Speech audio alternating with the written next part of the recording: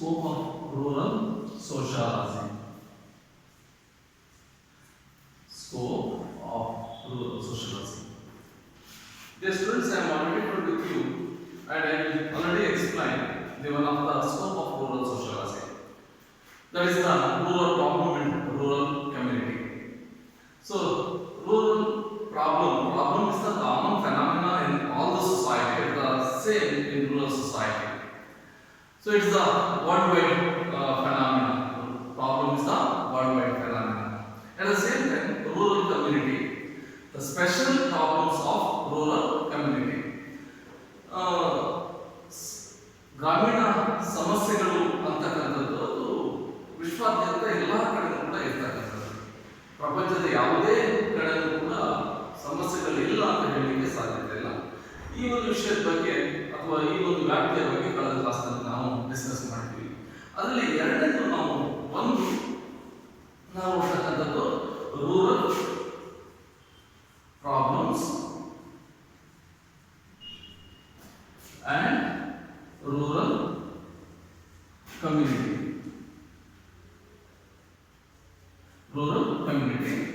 Second one, ಎರಡನೇ ಒಂದು scope ಅಂತ ಹೇಳಿದ್ರೆ that is the rural social life.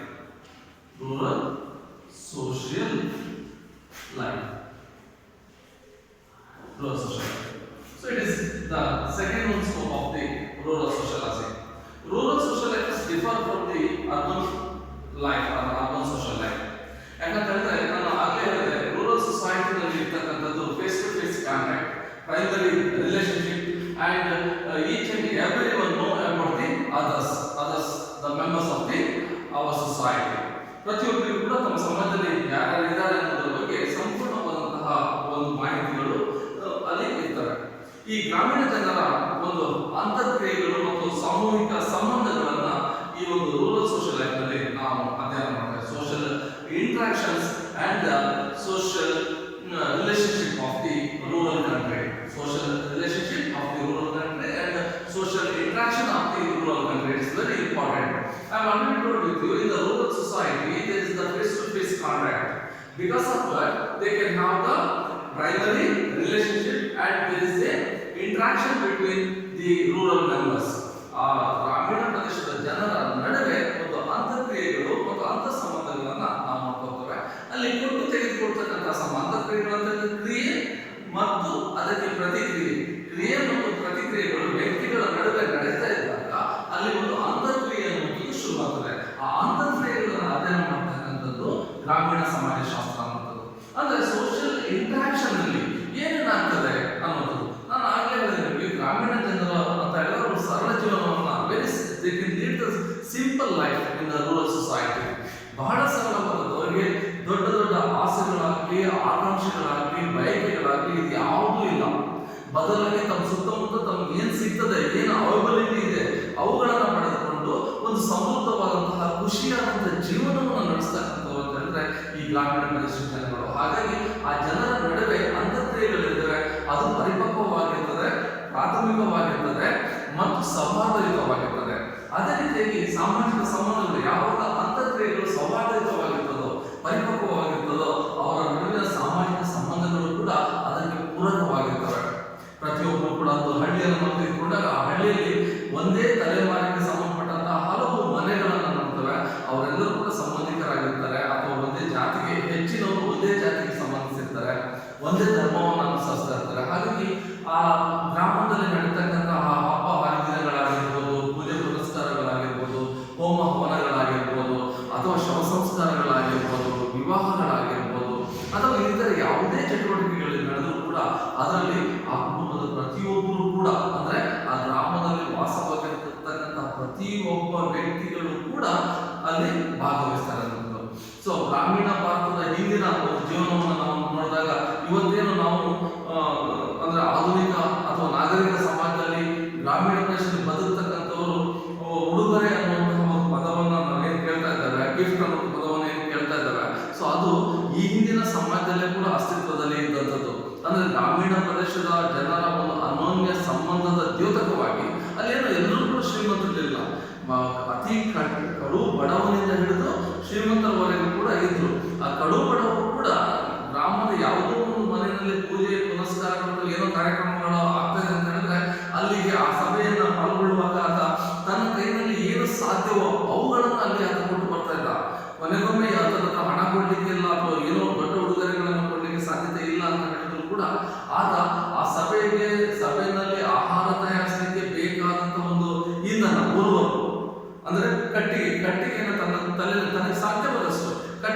ಹೊರೆಯನ್ನು ಮಾಡಿಕೊಂಡು ತಗೊಂಡೋಗಿ ಆ ಒಂದು ಏನು ಸಭೆ ನಡೀತಾ ಇರ್ತದೆ ಅಥವಾ ಒಂದು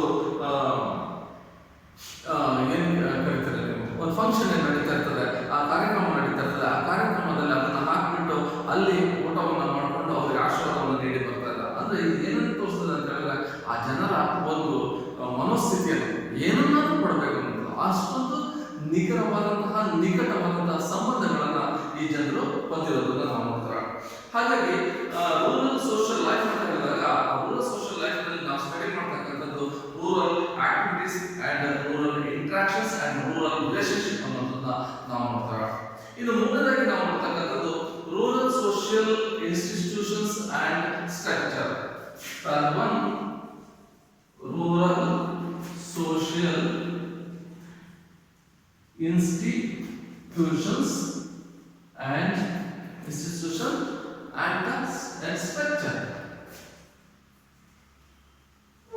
structure. Rural social institution and structure. So you ಕೇಳಿದ್ದೀರಾ social institution means it may be the family, marriage, religious states, not status, states, law, etc. Those are all the institutions. At the same time, in rural society, we have some of the institution. The precious institution of the rural society, that is the family and the marriage and religious. It is the very precious institutions in the rural life in rural society. Because ನಾವು ಒಂದೊಂದೇ ಅದರಲ್ಲಿ ನಾವು ಸಾಮಾಜಿಕ ಸಂಸ್ಥೆಗಳನ್ನು ತೆಗೆದುಕೊಂಡು ಗ್ರಾಮೀಣ ಸಾಮಾಜಿಕ ಸಂಸ್ಥೆಗಳನ್ನು ತೆಗೆದುಕೊಂಡಾಗ ಕುಟುಂಬ ಅನ್ನುವಂಥದ್ದು ನಾವು ಒಂದು ಜನರೇಷನ್ ಅಥವಾ ಒಂದು ತಲೆಮಾರು ಮುಂದುವರಿಯಲಿಕ್ಕೆ ಅಥವಾ ಒಂದು ಸಮಾಜ ಮುಂದುವರಿಯಲಿಕ್ಕೆ ಬೇಕಾದಂಥದ್ದು ಕುಟುಂಬ ಅನ್ನುವಂಥದ್ದು. ಆ ಕುಟುಂಬ ಅನ್ನುವಂತಹ ಒಂದು ಸಂಸ್ಥೆ, ಅದಕ್ಕೆ ಪೂರಕವಾಗಿ ವಿವಾಹ ಅನ್ನುವಂಥ ಇನ್ನೊಂದು ಸಂಸ್ಥೆಯನ್ನು ನಾವು ನೋಡ್ತೇವೆ. ಅಂದ್ರೆ ವಿವಾಹದ ಮೂಲಕ ಇಲ್ಲಿ ಒಂದು ಕುಟುಂಬವನ್ನು ಸ್ಥಾಪನೆ ಮಾಡಿಕೊಳ್ಳಲಾಗ್ತದೆ. ಆ ಕುಟುಂಬದಲ್ಲಿ ತಮ್ಮ ತಲೆಮಾರುಗಳನ್ನು ಬೆಳೆಸ್ತಕ್ಕಂಥ, ತಮ್ಮ ಪೀಳಿಗೆಯನ್ನ ಬೆಳೆಸ್ತಕ್ಕಂತಹ ಕೆಲಸ, ಅದರ ಪುನರುತ್ಪತ್ತಿಯ ಕಾರ್ಯ ಅಲ್ಲಿ ನಡೀತದೆ. ಹಾಗಾಗಿ ಯಾವ ನಮ್ಮ ಭಾರತೀಯ ಸಮಾಜದಲ್ಲಿ ಅಥವಾ ಈ ಸಮಾಜಕ್ಕೆ ಇಲ್ಲಿ ಸಾವು ಅಂತ್ಯ ಅನ್ನುವಂಥದ್ದಿಲ್ಲ. ಸದಸ್ಯರು ಬದಲಾಗ್ತಾ ಹೋಗ್ತಾರೆ, ಕಾಲಾನುಕಾಲ ಕ್ರಮದಲ್ಲಿ ಸದಸ್ಯರು ಬದಲಾಗ್ತಾ ಹೋಗ್ತಾರೆ. ಆದ್ರೆ ಕುಟುಂಬ ಅಂತಕ್ಕಂಥ ಒಂದು ಸಂಸ್ಥೆ ಈ ಸಮಾಜದಲ್ಲಿ ಹಾಗೆ ಉಳಿತದೆ. ಅದರಲ್ಲಿ ಬದಲಾವಣೆಗಳಾಗಿರ್ಬೋದು. ಹಿಂದೆ ನಾವು ಅವಿಭಕ್ತ ಕುಟುಂಬಗಳನ್ನು ನೋಡ್ತಾ ಇದ್ವಿ, ಇವತ್ತು ವಿಭಕ್ತ ಕುಟುಂಬವನ್ನು ನೋಡ್ತಾ ಇದ್ದೇವೆ. ತದನಂತರದಲ್ಲಿ ಒನ್ ಪೇರೆಂಟಲ್ ಫ್ಯಾಮಿಲಿ, ಏಕಪಿತೃ ಕುಟುಂಬಗಳು ಈಗ ಬರ್ತಾ ಇದ್ದಾವೆ. ಅಂದ್ರೆ ಕುಟುಂಬದಲ್ಲಿ ಬದಲಾವಣೆ, ಕುಟುಂಬ ಅನ್ನೋ ಸಂಸ್ಥೆಯಲ್ಲಿ ಬದಲಾವಣೆ ಆಗ್ತದೆ. ಆದ್ರೆ ಗ್ರಾಮೀಣ ಕುಟುಂಬದಲ್ಲಿ ಅಂದ್ರೆ ರೂರಲ್ ಸೋಷಿಯಲ್ ಇನ್ಸ್ಟಿಟ್ಯೂಷನ್ ಅಲ್ಲಿ one of the institution that is the family. It is very precious, it's very important institution in rural society because the family, ಕುಟುಂಬ ಅಂತಕ್ಕಂಥದ್ದು ನಮಗೆ ಎಲ್ಲವನ್ನೂ ಕೊಡ್ತದೆ. ಆಹಾರವನ್ನು ಕೊಡ್ತದೆ, ರಕ್ಷಣೆಯನ್ನು ಕೊಡ್ತದೆ, ಸಹಕಾರವನ್ನು ಕೊಡ್ತದೆ, ನಮ್ಮನ್ನು ಬೆಳೆಸ್ತದೆ. ಈ ಮೂಲಕ ಸಮಾಜವನ್ನು ಬೆಳೆಸ್ತದೆ. ಇದು ಒಂದು. ಎರಡನೆಯ ಮುಖ್ಯವಾದಂಥ ಇನ್ಸ್ಟಿಟ್ಯೂಷನ್ ಅಂತ ಹೇಳಿದ್ರೆ ಅದು ಮ್ಯಾರೇಜ್ ಅನ್ನುವಂಥದ್ದು. So in Indian rural society marriage is A very precious institution. It is the permanent setup of the husband and wife. It is not a contract. ಪರದೇಶಗಳಲ್ಲಿ ನೋಡುವ ಹಾಗೆ ವಿವಾಹ ಅನ್ನುವಂಥದ್ದಲ್ಲಿ ಕಾಂಟ್ರಾಕ್ಟ್ ಅಲ್ಲ, ಒಂದು ಕರಾರು ಅಲ್ಲ, ಒಂದು ಒಪ್ಪಂದ ಅಲ್ಲ. ಬದಲಾಗಿ ಇದು ಪ್ರೀಶಿಯಸ್, ಅತ್ಯಂತ ಅಮೂಲ್ಯವಾದಂತಹ ಒಂದು ಸಂಬಂಧ ದಂಪತಿಗಳ ನಡುವೆ. ಈ ದಂಪತಿಗಳು ಅಂದ್ರೆ ಗಂಡ ಹೆಂಡತಿಯರು ತಮ್ಮ ಒಂದು ಲೈಂಗಿಕ ಬಯಕೆಗಳನ್ನ ಈಡೇರಿಸುವುದರ ಮೂಲಕ ಪುನರುತ್ಪತ್ತಿ ಕ್ರಿಯೆಗಳಲ್ಲಿ ತೊಡಗುತ್ತಾರೆ. ಆ ಮೂಲಕ ಧರ್ಮ, ರತಿ, ಪ್ರಜಾ ಅನ್ನುವಂತಹ 3 ಕರ್ತವ್ಯಗಳನ್ನು ನಿರ್ವಹಿಸ್ತಾರೆ. ತದನಂತರದಲ್ಲಿ ಅವರು ಈ ಸಮಾಜಕ್ಕೆ ಕೊಡುಗೆಯನ್ನು ಕೊಡ್ತಾರೆ. ಸಮಾಜದ ಮುಂದುವರಿಕೆಗೆ ಬೇಕಾದಂತಹ ಸದಸ್ಯರನ್ನು ಪೂರೈಸತಕ್ಕಂಥ ಕೆಲಸವನ್ನ ವಿವಾಹದ ಮೂಲಕ ಮಾಡ್ತಾ ಹೋಗ್ತಾರೆ. ಇನ್ನೊಂದು ಧರ್ಮ ಅನ್ನುವಂಥದ್ದು. ಮತ್ತು ಧರ್ಮ ಅನ್ನುವಂಥದ್ದು ಕೂಡ ಒಂದು ಪ್ರಮುಖವಾದಂತಹ ಒಂದು ಸಾಮಾಜಿಕ ಸಂಸ್ಥೆಯಾಗಿದ್ದು, ಧರ್ಮದ ಮೂಲಕ ವ್ಯಕ್ತಿಗಳು ತಮ್ಮ ನಡವಳಿಕೆಗಳನ್ನು ತಿದ್ದುಕೊಳ್ತಾ ಹೋಗ್ತಾರೆ. ತಮ್ಮ ನೈತಿಕತೆಗಳನ್ನ, ಆಚಾರ ವಿಚಾರಗಳನ್ನ, ಸಂಪ್ರದಾಯಗಳನ್ನ, ಮೌಲ್ಯಗಳನ್ನ ಇವೆಲ್ಲವನ್ನು ಕೂಡ ಧರ್ಮದ ಹಾದಿಯಲ್ಲಿ ನಡೆಸ್ಕೊಳ್ತಾ ಹೋಗ್ತಾರೆ. ಹಾಗಾಗಿ ಗ್ರಾಮೀಣ ಪ್ರದೇಶದಲ್ಲಿ ಯಾವುದೇ ಬಿಕ್ಕಟ್ಟುಗಳು ಅಥವಾ ಯಾವುದೇ ಮನಸ್ತಾಪಗಳು ಇವೆಲ್ಲವೂ ಕೂಡ ದೊಡ್ಡ ಮಟ್ಟದಲ್ಲಿ ವ್ಯವಸ್ಥೆ ಇರೋದಕ್ಕೆ ಕಾರಣ ಏನಪ್ಪ ಅಂತ ಹೇಳಿದ್ರೆ ಗ್ರಾಮೀಣ ಪ್ರದೇಶದಲ್ಲಿರ್ತಕ್ಕಂತಹ ಪ್ರತಿಯೊಬ್ಬ ವ್ಯಕ್ತಿ each and every person of the each and every member of the society they can follow the religious ಅಥವಾ ಧರ್ಮದ ದಾರಿನಲ್ಲಿ ಅವರು ನಡೀತಾ ಹೋಗ್ತಾರೆ. ಹಾಗಾಗಿ ಇಲ್ಲಿ ಒಂದು ರೀತಿಯ ಸೌಹಾರ್ದ ಸಂಬಂಧಗಳನ್ನು ನಾವು ನೋಡ್ಕೋತಾರೆ. ಸೊ ರಚನೆ ಹೇಗಿದೆ ಅನ್ನೋದು ಸೋಷಿಯಲ್ ಇನ್ಸ್ಟಿಟ್ಯೂಷನ್ಸ್ ಗಳಲ್ಲಿ ನೀವು ನೋಡಿದ್ರೆ ಬಹಳ ಪ್ರೇಷಿಯಸ್ ಆದಂತಹ ಫ್ಯಾಮಿಲಿ, ರಿಲಿಜಿಯಸ್ ಅಂಡ್ ಮ್ಯಾರೇಜ್ ಅನ್ನುವಂಥ ಇನ್ಸ್ಟಿಟ್ಯೂಷನ್ಸ್ ಗಳನ್ನು ನೋಡಿದ್ರೆ ಅವುಗಳ ಸ್ಟ್ರಕ್ಚರ್ ಹೇಗಿದೆ, ಇಟ್ಸ್ ವೆರಿ ಇಂಪಾರ್ಟೆಂಟ್. ಸ್ಟ್ರಕ್ಚರ್ ಅಥವಾ ಅವುಗಳ ರಚನೆ ಅಂತಕ್ಕಂಥದ್ದು ಕೂಡ ಅತ್ಯಂತ ಅದ್ಭುತವಾಗಿದೆ, ಅತ್ಯಂತ ಗಟ್ಟಿ ತಳಪಾಯದಲ್ಲಿ ಹಾಕಿಕೊಳ್ಳಲಾಗಿದೆ.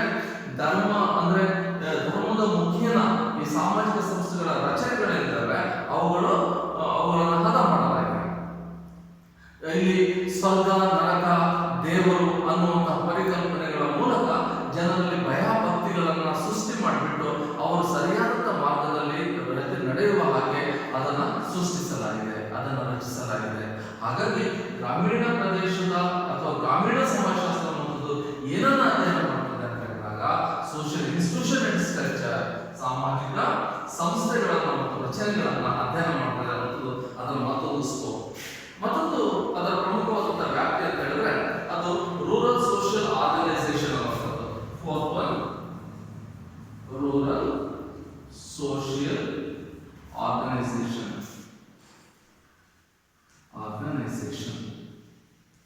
It is another concept. Rural social organization is another scope of the rural sociology. So ಗ್ರಾಮೀಣ ಸಮಾಜ ಅಂತಕ್ಕಂಥದ್ದು ಸಂಘಟನೆಗಳನ್ನ ಹೊಂದಿದೆ, ತನ್ನದೇ ಆದಂತಹ ಸಂಘ ಸಂಸ್ಥೆಗಳನ್ನ ಹೊಂದಿದೆ ಅನ್ನುವಂಥದ್ದು. ಅಂದ್ರೆ ಎಲ್ಲಿ ಒಬ್ಬ ವ್ಯಕ್ತಿ ಸಾಮೂಹಿಕ ಜೀವನವನ್ನು ನಡೆಸಬೇಕು ಅನ್ನುವಂತಹ ಇಚ್ಛೆ ಇದ್ದಾಗ ಆತ ಸಮೂಹ ಜೀವನವನ್ನು ಮಾಡಲೇಬೇಕಾಗ್ತದೆ. ಮನುಷ್ಯ ಒಬ್ಬಂಟಿ ಅಲ್ಲ, he is not alone, he can't live alone. ಆತ ಒಬ್ಬಂಟಿಗನಾಗಿ ಬದುಕಲಿಕ್ಕೆ ಸಾಧ್ಯತೆ ಇಲ್ಲವೇ ಇಲ್ಲ. Because of fear, the internal and external fear of the human. ಮನುಷ್ಯನಿಗೆ ಆಂತರಿಕ ಮತ್ತು ಬಾಹ್ಯವಾದಂಥ ಭೀತಿ ಇದೆ. ಆಂತರಿಕ ಭೀತಿ ಅಂತ ಹೇಳಿದಾಗ ತನ್ನ ಮೇಲೆ ದಾಳಿ ಆಗಬಹುದು, ತನ್ನ ರಕ್ಷಣೆಯನ್ನು ತಾನು ಮಾಡಿಕೊಳ್ಳಲಿಕ್ಕೆ ಸಾಧ್ಯ ಆಗದೇ ಇರಬಹುದು, ತನ್ನ ಜೀವವನ್ನೇ ತನ್ನ ಪ್ರಾಣವನ್ನು ತ್ಯಾಗ ಮಾಡಬೇಕಾಗಬಹುದು ಅನ್ನುವಂಥದ್ದು. ಅಥವಾ ಬಾಹ್ಯ ಅಂತ ಹೇಳಿದ್ರೆ ಈ ಒಂದು ಪ್ರಾಣಿಗಳು, ಕ್ರೂರ ಮೃಗಗಳ ಆಕ್ರಮಣ ಆಗ್ಬೋದು, ಮತ್ತೊಂದು ಸಮುದಾಯದ ಆಕ್ರಮಣ ಆಗ್ಬೋದು, ಅಥವಾ ಆಹಾರದ ಬಯಕೆ ಆಗಿರ್ಬೋದು. ಸೊ ಇವೆಲ್ಲ ಕಾರಣಗಳಿಂದಾಗಿ ಆತ ಒಂಟಿಯಾಗಿ ಬದುಕಲಾರ. ಮತ್ತೆ ಆತನಿಗೆ ಹೆದರಿಕೆ ಇದೆ, ತಾನು ಒಂಟಿಯಾಗಿ ಬದುಕಲಿಕ್ಕೆ ಸಾಧ್ಯತೆ ಇಲ್ಲ ಅನ್ನುವಂಥ ಹೆದರಿಕೆ ಕೂಡ ಆತನಲ್ಲಿದೆ. ಯಾಕಂತಂದ್ರೆ ಮನುಷ್ಯ ಒಬ್ಬಂಟಿಯಾಗಿ ಇರ್ತಾನೆ ಅಂತ ಹೇಳಿದ್ರೆ ಆತ ಒಂದು ದೇವರಾಗಿರ್ಬೇಕು, ಇಲ್ಲ ದೆವ್ವ ಆಗಿರ್ಬೇಕು. ಈ ಎರಡು ಸಂದರ್ಭಗಳಲ್ಲಿ ಮಾತ್ರ ಒಬ್ಬಂಟಿಗನಾಗಿರ್ಲಿಕ್ಕೆ ಸಾಧ್ಯತೆ ಇದೆ. ಉಳಿದಂತೆ ಯಾವೊಬ್ಬ ವ್ಯಕ್ತಿಯೂ ಕೂಡ ಒಬ್ಬಂಟಿಗನಾಗಿ ಜೀವನವನ್ನು ಮಾಡಲಿಕ್ಕೆ ಸಾಧ್ಯವೇ ಇಲ್ಲ. ಆ ಕಾರಣಕ್ಕೋಸ್ಕರ ಆತ ಕೆಲವೊಂದು ಸಂಘಟನೆಗಳನ್ನ, ಸಂಸ್ಥೆಗಳನ್ನು ಹುಟ್ಟುಕೊಳ್ತಾರೆ. ಅಂತಹ ಸಂಘಟನೆಗಳಲ್ಲಿ ನಾವು ರೂರಲ್ ಸೋಷಿಯಲ್ ಆರ್ಗನೈಸೇಷನ್ ಅಂತ ಹೇಳ್ತೀವಿ. Which are the rural social organisation? That is the family, marriage, caste and grama panchayat, caste panchayat and the leadership, etc. Those are all the social organization of the society, rural society. ಯಾಕೆ ಬೇಕು ಇವುಗಳು? ಅವನಿಗೆ ಯಾಕೆ ಕುಟುಂಬ ಯಾಕೆ ಬೇಕು, ವಿವಾಹ ಯಾಕೆ ಬೇಕು, ಜಾತಿ ಯಾಕೆ ಬೇಕು, ಗ್ರಾಮ ಪಂಚಾಯತಿಗಳು ಯಾಕೆ ಬೇಕು, ಜಾತಿ ಪಂಚಾಯತಿಗಳು ಯಾಕೆ ಬೇಕು, ನಾಯಕತ್ವ ಅನ್ನೋದು ಯಾಕೆ ಬೇಕು ಅಂತ ಹೇಳಿದ್ರೆ survival for existence. Survival for existence, ತನ್ನ ಉಳಿವಿಗಾಗಿ ಆತ ಆ ಹೋರಾಟವನ್ನು ಸಂಘಟನೆಗಳ ಮೂಲಕ ಹೋರಾಟವನ್ನು ಮಾಡಲೇಬೇಕು. ಈಗ ಉದಾಹರಣೆ ನಾವು ತೆಗೆದುಕೊಳ್ತೇವೆ, ಭಾರತದಲ್ಲಿ ಮಾತ್ರ ಕಾಣ್ತಕ್ಕಂಥ ಒಂದು ವಿಶಿಷ್ಟವಾದಂಥ ವ್ಯವಸ್ಥೆ ಅಂತ ಹೇಳಿದ್ರೆ ಅದು ಜಾತಿ ವ್ಯವಸ್ಥೆ ಅನ್ನೋದು. ವಿಶ್ವದ ಬೇರೆ ಯಾವುದೇ ರಾಷ್ಟ್ರಗಳಲ್ಲಿ ನಾವು ಜಾತಿ ವ್ಯವಸ್ಥೆಯನ್ನು ನೋಡಲಿಕ್ಕೆ ಸಾಧ್ಯತೆ ಇಲ್ಲ. ಇಲ್ಲಿ ಯಾಕೆ ಜಾತಿ ವ್ಯವಸ್ಥೆಯನ್ನು ಮಾಡ್ಕೊಂಡ ಅಂತ ನಾವು ನೋಡ್ಕೊಂಡಾಗ ಇದಕ್ಕೆ ಹಿನ್ನೆಲೆಯಾಗಿ ಹಿಂದೆ ವೃತ್ತಿ ಆಧಾರಿತ ಜಾತಿ ವ್ಯವಸ್ಥೆಗಳಿತ್ತು. ಈ ಹಿಂದೆ ಸಮಾಜದ ವೃತ್ತಿ ಆಧಾರಿತ ಯಾವ್ಯಾವ ಕೆಲಸವನ್ನು ಯಾರು ಮಾಡ್ತಾರೋ ಆ ಥರದ ಜಾತಿ ಇರುತ್ತೆ. All are equal, but they can doing some special job, some special work. Because of that they can identify from their caste. But even today, ಇವತ್ತೇನಾಗ್ತಿದೆ, it is caste based occupation. caste based occupation. ನಾವು ಇವತ್ತು ಉದ್ಯೋಗಾಧಾರಿತ ಜಾತಿ ವ್ಯವಸ್ಥೆಗಳನ್ನು ನಾವು ನೋಡ್ತಾ ಇದ್ದೇವೆ. ಅಂದ್ರೆ ಪ್ರತಿಯೊಬ್ಬ ವ್ಯಕ್ತಿಯನ್ನು ಕೂಡ ಆತನ ಈ ಹಿಂದೆ ಏನ್ ಮಾಡ್ತಾ ಇದ್ವಿ, ಅವನ ಜಾತಿ ಆಧಾರದ ಮೇಲೆ ಅಂದ್ರೆ ಮರದ ಕೆಲಸ ಮಾಡ್ತಾನ ಆತ ಆಚಾರ್ಯ ಅಥವಾ ಆತ ಬಡಗಿ, ಚಿನ್ನದ ಕೆಲಸ ಮಾಡ್ತಾನ ಆತ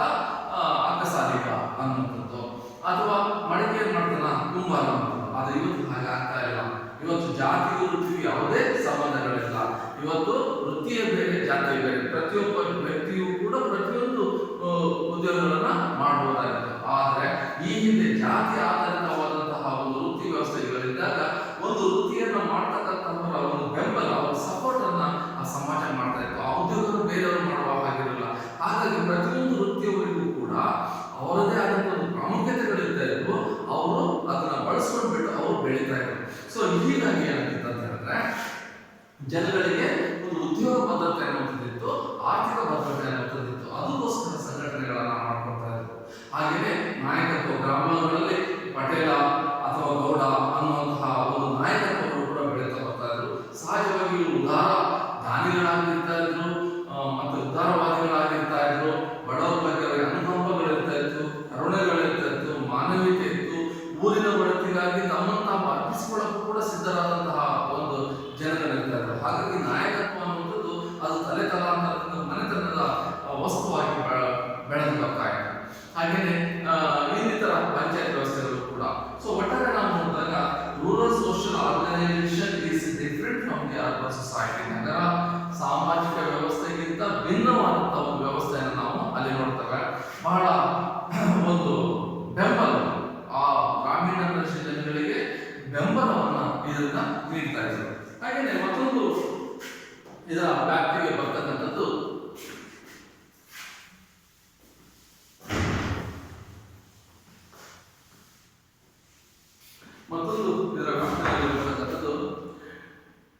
study of difference between the rural and urban society. Study of difference between rural and urban society. ನಗರ ಮತ್ತು ಗ್ರಾಮೀಣ ಪ್ರದೇಶಗಳ ಒಂದು ವ್ಯತ್ಯಾಸವನ್ನ ಈ ಒಂದು ಶಾಸ್ತ್ರ ಅಧ್ಯಯನ ಮಾಡ್ತದೆ ಅನ್ನುವಂಥದ್ದು. So, rural society is different from the urban society. You know, ನಿಮ್ಗೆ ಗೊತ್ತು, ನಗರ ಸಮಾಜಗಳು ಬೇರೆ, ಗ್ರಾಮೀಣ ಸಮಾಜಗಳು ಬೇರೆ. ಅದು ಸಂಬಂಧಪಟ್ಟಂತೆ ಬೇರೆ ಬೇರೆ ಲಕ್ಷಣಗಳನ್ನ ನಾವು ನೋಡ್ತೇವೆ. ಗ್ರಾಮೀಣ ಸಮಾಜಶಾಸ್ತ್ರ ಅನ್ನುವಂಥದ್ದು ಈ ಗ್ರಾಮೀಣ ಜನಗಳ ಒಂದು ಹೋಲಿಕೆಯ ಅಧ್ಯಯನವನ್ನು, ನಗರ ಮತ್ತು ಗ್ರಾಮೀಣ ಪ್ರದೇಶದ ಜನರ ಹೋಲಿಕೆಯ ಅಧ್ಯಯನವನ್ನು ಅದು ಮಾಡ್ತಾ ಹೋಗ್ತದೆ. ಈ ಕೈಗಾರಿಕರಣ ಮತ್ತು ನಗರೀಕರಣದ industrialization and urbanization, the influence of the industrialization and urbanization. So there is a changes between the rural and urban society. ಈ ನಗರಗಳಲ್ಲಿ ಇಂಡಸ್ಟ್ರಿಯಲೈಸೇಷನ್ ಆಗಿದೆ. ಎಲ್ಲಿ ಇಂಡಸ್ಟ್ರಿಯಲ್ ಕಾನ್ಸಂಟ್ರೇಷನ್ ಆಗಲಿಕ್ಕೆ ಶುರು ಮಾಡಿದ್ರು, ಎಲ್ಲೆಲ್ಲಿ ಕಾನ್ಸಂಟ್ರೇಟ್ ಆಗಲಿಕ್ಕೆ ಶುರು ಆಯಿತು, ಅಲ್ಲೆಲ್ಲ ಅರ್ಬನೈಸೇಷನ್ ಆಗಲಿಕ್ಕೆ ಶುರು ಆಯಿತು. ಯಾಕಂದ್ರೆ ಇಂಡಸ್ಟ್ರಿಗಳು ಎಲ್ಲಿ ಅದನ್ನ ಸ್ಥಾಪನೆ ಮಾಡ್ತಾರೋ ಅದು ಜನಗಳಿಗೆ ಬೇಕಾದಂತ ಸವಲತ್ತುಗಳನ್ನ ಕೊಡ್ತಾ ಹೋಗ್ತಾರೆ. ಸೊ ಗ್ರಾಮೀಣ ಪ್ರದೇಶದಲ್ಲಿರ್ತಕ್ಕಂಥ ಜನಗಳು ಆ ಸೌಲಭ್ಯಗಳನ್ನ ಅರಸಿಕೊಂಡು ನಗರ ಪ್ರದೇಶಗಳ ಕಡೆಗೆ ಹೋಗ್ತಾರೆ. ಸೊ ತನ್ಮೂಲಕ ಏನಾಗ್ತದೆ, ಆ ಕೈಗಾರಿಕಾ ಪ್ರದೇಶ ನಗರ ಪ್ರದೇಶವಾಗಿ ಅಭಿವೃದ್ಧಿ ಹೊಂದ್ತಾ ಹೋಗ್ತದೆ. ಆದರೆ ಇದಕ್ಕೆ ವಿರುದ್ಧವಾಗಿ ಎಲ್ಲಿ ಗ್ರಾಮೀಣ ಪ್ರದೇಶದ ಜನಗಳು ಕೃಷಿಯನ್ನು ಅವಲಂಬಿಸಿಕೊಂಡು ಕೃಷಿಯನ್ನೇ ಉದ್ಯೋಗವನ್ನ ಮಾಡಿಕೊಂಡು ಬದುಕ್ತಾ ಇದ್ರು, ಆ ಪ್ರದೇಶದಲ್ಲಿರ್ತಕ್ಕಂಥ ಜನಗಳೆಲ್ಲೂ ಕೂಡ ನಗರ ಪ್ರದೇಶಗಳ ಕಡೆಗೆ ವಲಸೆ ಹೋಗೋದ್ರಿಂದಾಗಿ ಗ್ರಾಮೀಣ ಪ್ರದೇಶ ಏನಾಯ್ತು, ಬಡವಾಗ್ತಾ ಬಂತು. ಇಲ್ಲಿ ಕೃಷಿ ಮಾಡುವಂತವರ ಸಂಖ್ಯೆ ಕಡಿಮೆ ಆಯಿತು, ಗೃಹ ಕೈಗಾರಿಕೆಗಳ ಸಂಖ್ಯೆ ಕಡಿಮೆ ಆಗ್ತಾ ಬಂತು. ಗೃಹ ಕೈಗಾರಿಕೆಗಳನ್ನ ಕೃಷಿಯನ್ನೇ ನಂಬಿಕೊಂಡು ಬದುಕತಕ್ಕಂತಹ ಭೂ ಕಾರ್ಮಿಕರ ಸಂಖ್ಯೆಗಳು ಕಡಿಮೆ ಆಗ್ತಾ ಬಂತು. ಸೊ ಪರಿಣಾಮವಾಗಿ ಏನಾಯ್ತು, ಆ ಕೃಷಿಯನ್ನ ಮಾಡಲೇಬೇಕಂತ ಹೇಳಿದಾಗ ಕೃಷಿನಲ್ಲಿ ಕೂಡ ಅಥವಾ ವ್ಯವಸಾಯದಲ್ಲೂ ಕೂಡ ಕೈಗಾರಿಕೆಗಳ ಪ್ರಭಾವಗಳಾಗ್ತಾ ಬಂದು ಹೊಸ ಹೊಸ ಯಂತ್ರೋಪಕರಣಗಳನ್ನು ಕಂಡುಹಿಡಿದ್ರು, ಕೃಷಿಯಲ್ಲಿ ಅದನ್ನು ಬಳಸಿದ್ರು. ತನ್ಮೂಲಕ ಕೃಷಿಯಲ್ಲಿ ಅಥವಾ ವ್ಯವಸಾಯದಲ್ಲೂ ಕೂಡ ಯಾಂತ್ರೀಕರಣವನ್ನು ಮಾಡಲಿಕ್ಕೆ ಶುರು ಆಯಿತು. ಸೊ ಈ ಎರಡರ ಬದಲಾವಣೆ ಯಾರ ಮೇಲೆ ಆಯಿತು ಅಂತ ಹೇಳಿದ್ರೆ ಅದು ಗ್ರಾಮೀಣ ಪ್ರದೇಶದ ಜನಗಳ ಮೇಲೆ ಈ ಬದಲಾವಣೆಗಳಾಯಿತು. ಸೊ ಇವರ ಸಂಬಂಧಗಳಲ್ಲಿ ಬದಲಾವಣೆಗಳಾಯಿತು, ಪ್ರಾಥಮಿಕ ಸಂಬಂಧಗಳು ಹೊರಟೋಯ್ತು, ಫೇಸ್ ಟು ಫೇಸ್ ಕಾಂಟ್ಯಾಕ್ಟ್ ಅನ್ನುವಂಥದ್ದು ಹೋಯಿತು.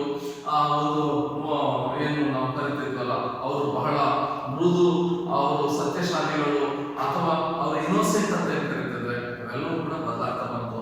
ಪ್ರಸ್ತುತ ನಾವು ಯಾವ ಹಂತದಲ್ಲಿ ಬಂದು ನೋಡ್ತಾ ಇದ್ದೇವೆ ಅನ್ನೋದು ಕೂಡ ನಿಮಗೆ ಗೊತ್ತಿರ್ತಕ್ಕಂಥ ವಿಷಯ. ಸೊ ಹಾಗಾಗಿ ಇವೆಲ್ಲವನ್ನ ನಾವು ಗಮನಿಸ್ತಾ ಬಂದಾಗ ಗ್ರಾಮೀಣ ಸಮಾಜದಲ್ಲಿ ಕೂಡ ಗ್ರಾಮೀಣ ಮತ್ತು ನಗರ ಸಮಾಜಗಳ ಒಂದು ಹೋಲಿಕೆಗಳನ್ನ ಇಲ್ಲಿ ಅಧ್ಯಯನ ಮಾಡ್ತಾರೆ. ಸ್ನೇಹಿತರೆ, ಇನ್ನಷ್ಟು ಇದಕ್ಕೆ ಸಂಬಂಧಪಟ್ಟಂತಹ ಒಂದು ವ್ಯಾಪ್ತಿ ಇದೆ, ಗ್ರಾಮೀಣ ಸಮಾಜಶಾಸ್ತ್ರದ ವ್ಯಾಪ್ತಿ ಇದೆ. ಅದನ್ನ ನೆಕ್ಸ್ಟ್ ಕ್ಲಾಸ್ ನಲ್ಲಿ ನಾನು ನಿಮಗೆ ಹೇಳ್ತೇನೆ. ಸೊ ಇನ್ನೊಂದು 3-4 ಅಂತಹ ಒಂದು ವ್ಯಾಪ್ತಿಯನ್ನು